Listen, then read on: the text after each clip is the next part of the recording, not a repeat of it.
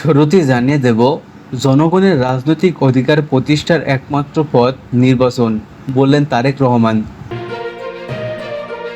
এবারে জানাবো, শেখ হাসিনার বিরুদ্ধে জ্যৈষ্ঠ দিনের স্বাক্ষর গ্রহণ আজ। এবারে জানাবো, থাইল্যান্ড থেকে ঢাকায় ফিরে অসুস্থ ফখরুল, হাসপাতালে ভর্তি। এবারে জানাবো, জামায়াত নেতাদের সঙ্গে আইআরআই প্রতিনিধি দলের সাক্ষাৎ। সর্বশেষ জানিয়ে দেব আন্তর্জাতিক সংবাদ, চীন ও ভারতের পুনরায় সরাসরি ফ্লাইট চালুর সিদ্ধান্ত। এতক্ষণ শুনছিলেন সংবাদ শিরোনাম, এবারে বিস্তারিত।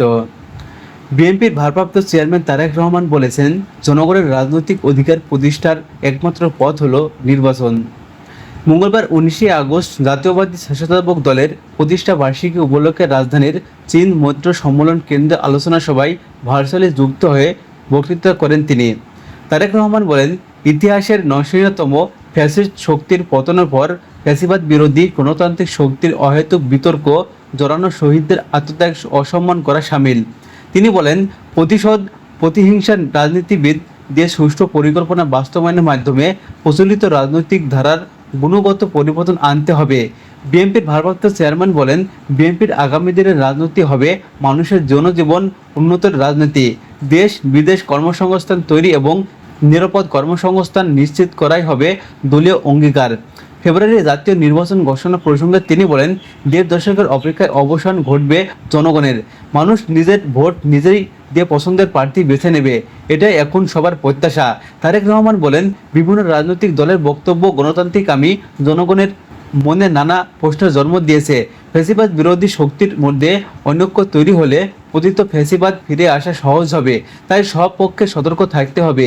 তিনি বলেন, সরাসরি ভোটের মাধ্যমে জনপ্রতিনিধি নির্বাচন হলে জনগণ শক্তিশালী হবে এবং জনগণ শক্তিশালী হলে তবেই দেশ শক্তিশালী হবে। তারেক রহমান বলেন, জনগণের রাজনৈতিক অধিকার প্রতিষ্ঠার একমাত্র পথ হলো নির্বাচন। দলীয় নেতাকর্মীদের উদ্দেশ্যে তিনি সতর্ক করে দেন, এমন কোনো কাজ করা যাবে না যাতে জনগণের মধ্যে বিলুপ্ত ধারণ সৃষ্টি না হয়। জনশক্তি বিএনপি শক্তি, তাই দায়িত্বশীল আচরণ করতে হবে, এমন আহ্বান জানান বিএনপির ভারপ্রাপ্ত চেয়ারম্যান। জানাবো, জুলাই আগস্ট আন্দোলনের সময় সংগঠিত মানবতা বিরোধী অপরাধের মামলায় সাবেক প্রধানমন্ত্রী শেখ হাসিনা ও সাবেক স্বরাষ্ট্রমন্ত্রী আসাদুজ্জামান খান কামাল সহ 30 জনের বিরুদ্ধে আজ জ্যৈষ্ঠ দিনের সাক্ষ্য গ্রহণ হওয়ার কথা রয়েছে। বুধবার 20 আগস্ট আন্তর্জাতিক অপরাধ ট্রাইব্যুনাল 1 এর চেয়ারম্যান বিচারপতি মোহাম্মদ গোলাম মোর্তজা মজুমদারের নেতৃত্বে বিচারপতি প্যানেল সাক্ষ্য গ্রহণ হবে। সোমবার 18 আগস্ট পঞ্চম দিনের সাক্ষ্য জেরা শেষ হয়। ওই দিন বেলা 11:30 থেকে বিকেল 5:30 পর্যন্ত সাক্ষ্য গ্রহণ চলে। এরই মধ্যে 3 জন সাক্ষী নিজেদের জবানবন্দি দিয়েছেন। তারা হলেন শহীদ আজ সাবরের বাবা মোহাম্মদ এনাম নাজার জাকি, শহীদ ইমাম হাসান তামিমের ভাই রবিউল আওয়াল, রাজশাহী প্রত্যক্ষদর্শী জসিম উদ্দিন। জবানবন্দি শেষে সাক্ষীদের জেরা করেন শেখ হাসিনা ও আসাদুজ্জামান খান কামালের পক্ষে রাষ্ট্র নিযুক্ত আইনজীবী মোহাম্মদ আমির হোসেন।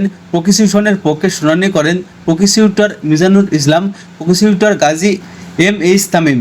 মানবতা বিরোধী অপরাধে মামলার সাবেক আইজিপি চৌধুরী আব্দুল আল মামুন ও আসামি হিসেবে রয়েছেন, তবে নিজের দায় স্বীকার করে রাজসাক্ষী হন তিনি। এখন পর্যন্ত মামলার সাক্ষী দিয়েছেন 12 জন। গত 17 আগস্ট সাক্ষ্য দেন 4 জন। সবজি বিক্রেতা আব্দুল সামাদ মিজান মিয়া, শিক্ষার্থী নাইম শিকদার, শহীদ সাজাদ হোসেনের সজলের মা শাহিনা বেগম। 6 আগস্ট প্রত্যক্ষদর্শী হিসাবে সাক্ষ্য দেন রিনা মর্ম, সাংবাদিক AKM মইনুল হক। গত 4 আগস্ট জবানবন্দি দেন পঙ্গু হওয়া শিক্ষার্থী আবদুল্লাহ আল ইমরান, দিনমজুরির চোখ হারানো পারভিন। 3 আগস্ট মানবতা বিরোধী অপরাধের মামলায় সূচনা বক্তব্যের পর প্রথম সাক্ষী হিসেবে সাক্ষ্য দেন আলোচনা আহত খোকন চন্দ্রবর্ণন। এর আগে গত 10 জুলাই শেখ হাসিনা সাবেক স্বরাষ্ট্রমন্ত্রী আসাদুজ্জামান খান কামাল ও সাবেক আইজিপি চৌধুরী আব্দুল আল মামুনের বিরুদ্ধে আনুষ্ঠানিক অভিযোগ গঠন করে তার বিচার শুরুর আদেশ দেন ট্রাইব্যুনাল। এই মামলায় 3 জনের বিরুদ্ধে মানবতা বিরোধী অপরাধের 5টি অভিযোগ আনে প্রসিকিউশন। আনুষ্ঠানিক অভিযোগ শেষে মোট 8747 পৃষ্ঠার, এর মধ্যে তথ্য অনুসারে 2018 পৃষ্ঠার জব্দ তালিকা, দালালি প্রমাণিত 4005 পৃষ্ঠার এবং শহীদদের তালিকা বিবরণ 2724 পৃষ্ঠা রয়েছে। সাক্ষী হিসাবে রয়েছেন 81 জন।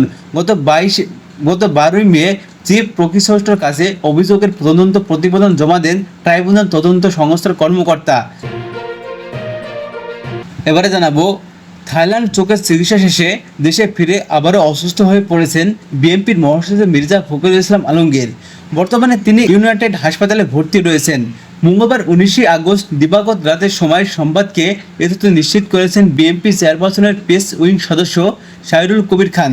তিনি বলেন, সন্ধ্যায় থাইল্যান্ড থেকে ঢাকায় এসে রাজধানী গুলশান চেয়ারপারসনের অফিস নেতাদের সঙ্গে বৈঠক ছিলেন রাত প্রায় 11টা পর্যন্ত। বাসায় ফেরার পর অসুস্থ বোধ করেছিলেন তিনি।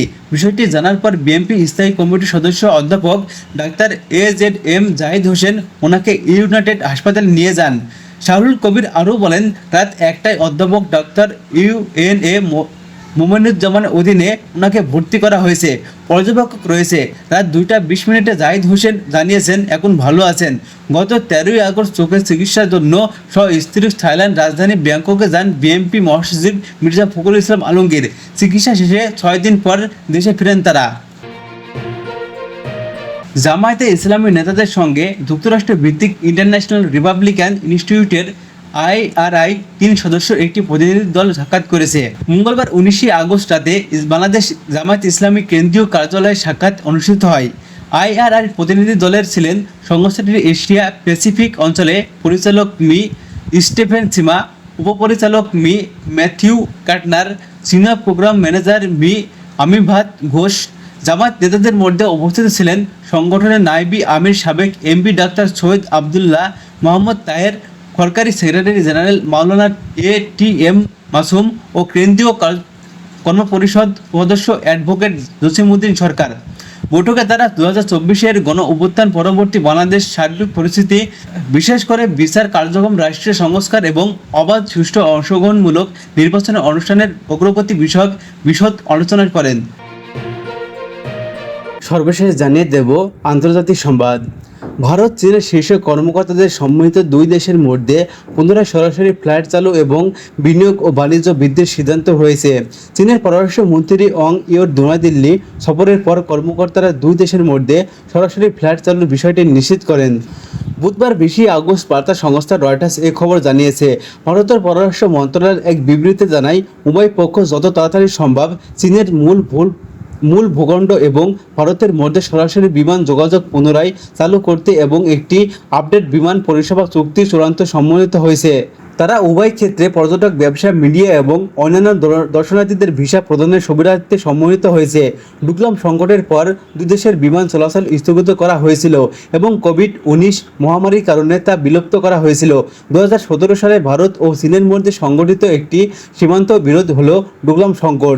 এছাড়া উভয় পক্ষের লিপু লেক পাস, সিপকি লা পাস এবং নাথুলা পাস নামে 3টি নির্ধারিত বাণিজ্য পয়েন্ট মাধ্যমে সীমান্ত বাণিজ্য পুনরায় খোলার বিষয়ে সম্মত হয়েছে বলে বিবৃতিতে বলা হয়। দুই প্রতিবেশী দেশ সীমান্ত সংক্রান্ত ইস্যু দুপক্ষের 3টি নতুন প্রক্রিয়া স্থাপনের সিদ্ধান্ত নিয়েছে।